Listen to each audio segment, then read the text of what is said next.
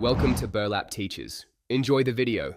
You begin by preparing both your hands and the phone. This matters because oil or dust traps bubbles and misalignment. Once you've cleaned with the wet wipe and microfiber, use the dust sticker to remove tiny particles. Make sure to inspect at an angle.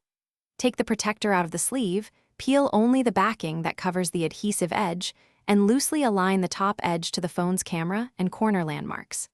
This first placement sets the whole fit, so be deliberate and steady. You should now lower the protector using an edge-first technique. This controls bubbles and alignment. Hold the anchored top edge with one finger, then lower the glass down with the other hand in a smooth motion. Why? Because gradual contact lets trapped air escape. As it lands, press from center outward with a plastic card to push bubbles toward the edges.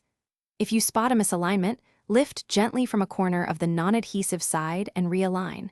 Don't peel fully, since fingerprints and dust will ruin adhesion. You finish by sealing the edges to ensure full adhesion and touch response. Run the card firmly but gently around the perimeter to press adhesive into the bezel. This prevents lifting over time.